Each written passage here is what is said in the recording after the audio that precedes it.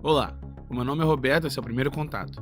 Como muitos fãs de ficção científica, eu obviamente gosto de Jornada nas Estrelas. Mesmo me decepcionando com algumas versões ao longo do caminho, eu continuo ansioso pro que a franquia pode fazer. Então eu vim aqui falar um pouco sobre a segunda temporada do Star Trek Discovery. Eu admito não ter me animado muito com a forma como a série terminou sua primeira temporada, ainda que eu adore uma referência bem feita, pra mim a graça de Jornada sempre foi estar nas várias histórias criadas através de novos personagens e mundo. Então o fanservice tem que ser inserido muito bem e principalmente tem que ser dosado. Quando a temporada anterior terminou com a presença da Enterprise original, eu fiquei com o pé atrás. Depois de alguns meses, quando foi confirmado que o Capitão Pike estaria presente no ano seguinte, eu fiquei ainda mais preocupado achando que usaria o personagem apenas por fins de nostalgia. Felizmente, ele serviu mais o propósito da história do que eu imaginei.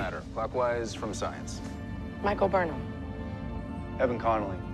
Dan Reese. Kayla Detmer. Joanna Worship. Lieutenant Commander Ariel. Ronald Altman Bryce. Saru. Just Saru. Depois dos acontecimentos da temporada anterior, agora temos o Capitão Pike no comando da Discovery. A Tilly se junta aos Stamets para estudar a rede de micélios, o Saru sente que sua espécie corre um grande perigo e a Burnham procura por seu meio-irmão, o Spock. Estes são os principais arcos da primeira metade da temporada e temos tantos que se eu esquecer alguma coisa, é só você deixar aí no comentário e a gente debate. Eu quero falar primeiro rapidamente sobre os personagens. E caso esteja se perguntando, sim, haverão spoilers, e como essa foi uma temporada que introduziu muita coisa nova, eu vou focar nos pontos mais importantes. A Tilly continua a personagem mais carismática da série, engraçada e relevante, ela cumpre seu papel de oficial. Eu entendo como alguns podem se incomodar com seu comportamento invadindo a ponte de comando, mas isso já não é novidade na franquia e como a própria diz... Sorry, Captain, Admiral, everyone. I should have knocked. Although it is kind of pointless. These doors pretty much open right on their own most of the time. Ensign. O meu maior problema com ela nessa temporada foi a introdução da May, o seu parasita, que serviu apenas para explicar o que estava acontecendo e assombrar a pobre oficial. Eu achei desnecessário, para ser honesto. Indo para o Saru, podemos ver que ele recebeu um enorme destaque nessa temporada. Conhecemos mais da sua cultura e a raça predatória que eles chamam de Baú, responsáveis pela caça aos Kelpianos. Podemos ver mais do Saru, seu cotidiano, a sua evolução importante que muda seu personagem permanentemente, assim como o status quo da sua raça. O visual dos Baú ficou excelente e assustador e a resolução desse arco é um dos melhores da temporada. Também temos o retorno do Dr. Culber, que volta à vida depois de ser assassinado por Ash Tyler. Na nova temporada, ele retorna durante a trama onde ele é a criatura que ataca os micélios da Tilly e os Stamets, que eles estão estudando. Ele justifica o seu retorno e tem um paralelo interessante com a trama do Saru. Os dois estão passando por grandes mudanças. A cena dos dois na enfermaria é um bom momento de silêncio e conexão entre os personagens. Houveram vários como esse nessa temporada e eu acho que é uma coisa que estava faltando no ano anterior. Por outro lado, é uma pena terem solucionado o confronto entre ele e o Tyler de uma maneira tão previsível, com a pancadaria gratuita que só serviu para colocar um pouco de ação na cena. This must be allowed to play out. Sure about that? Stop it.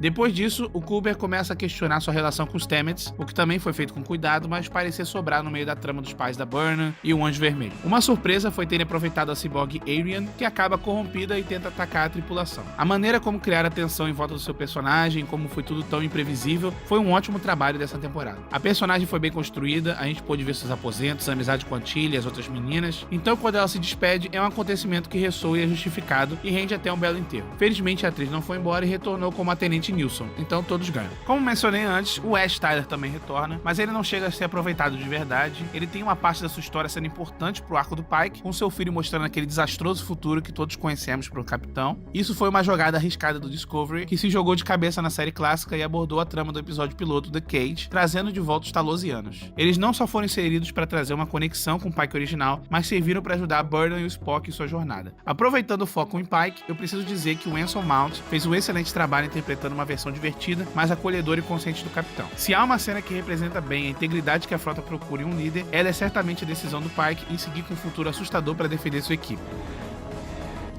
You believe in service, sacrifice, compassion, and love.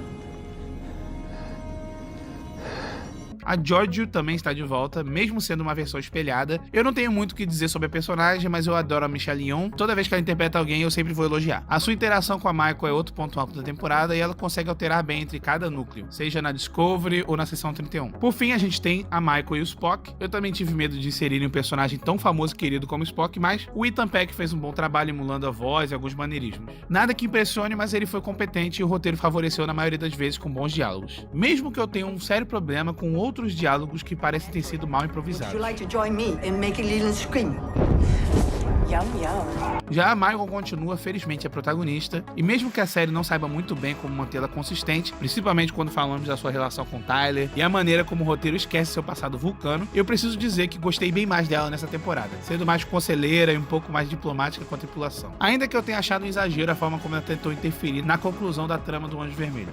Ainda que tenha suas inconsistências cronológicas com a franquia, a Discovery tem uma narrativa consistente com o que a própria estabelece. Eu entendo como os hologramas e outros erros da linha temporal podem perturbar os fãs mais exigentes, mas ainda que eu sinta um pequeno desconforto, eu sempre tento avaliar cada produção que assisto como um produto próprio, mesmo que ela faça parte de uma franquia enorme como essa. A primeira metade da temporada pode ser um pouco cansativa, e o medo de seguir o caminho da primeira surgiu várias vezes. Mas assim que todos os dramas foram estabelecidos e alguns mistérios foram resolvidos, tudo correu naturalmente. O segundo episódio, Novo Éden, já foi uma direção no caminho certo, mas depois tivemos episódios menos envolventes. Felizmente chegamos no ótimo If Memory Serves, um episódio que mostra como Discovery consegue balancear perfeitamente as referências e o apelo à nostalgia com um enredo original e instigante. Logo no começo tivemos um trabalho criativo da equipe de pesquisa e na montagem, usando aquele anteriormente com toda a identidade visual da série clássica, com cenas de Decade, terminando com uma transição inteligente que nos transporta do Pike clássico para o de Discovery, revelando a iminência do destino. Daí pra frente tivemos ótimos episódios, como Through the Valley of Shadows e o esclarecedor episódio final da temporada Such Sweet Sorrow, dividido em duas partes, que foi responsável por solucionar basicamente todas as tramas principais da série, mas abrindo outras possibilidades para a terceira temporada, que aparentemente não deve focar mais na Enterprise. Mas vai saber, eles sempre podem voltar pro poço de nostalgia sempre que o público reclamar o suficiente. Se bem que eu não nego meu entusiasmo quando o Talos 4 foi mencionado. Visualmente essa temporada também está bem superior à primeira, os diretores tiveram mais chances de experimentar com ângulos mais criativos, e ainda que as cenas de diálogo sejam a coisa mais tediosa do mundo, foi interessante ver a redução de lens flares, e a ação impressiona principalmente a sequência espacial do último episódio, que deve ter custado uma boa grana pro departamento de efeitos especiais. Eu fui bem positivo até agora, então está na hora de dizer o que me deixou mais incomodado nessa temporada. A primeira delas, ainda que tenha um ótimo elenco, é a Seção 31, que acabou virando a organização militar secreta mais popular da galáxia. Isso faz com que cada menção em voz alta na ponte de comando ou durante as comunicações seja completamente desconfortável. Além disso, a gente tem aquele paradoxo do avô envolvendo a Burnham e o Anjo Vermelho. Pode fazer sentido, mas ainda assim é uma solução tão previsível que não há necessidade para mistério. A identidade do anjo poderia ter sido revelada bem antes, deixando a sua localização como um verdadeiro obstáculo. A relação de Burnham e Tyler retorna na segunda metade da temporada e acaba sobrando ali no meio de tanta trama paralela mais importante, ainda mais logo no momento que estão debatendo o conflito principal da temporada.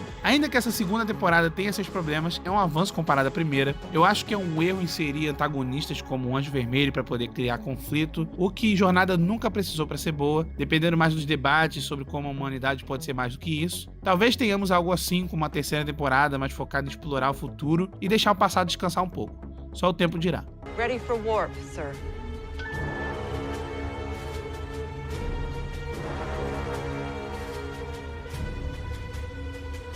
Hit it.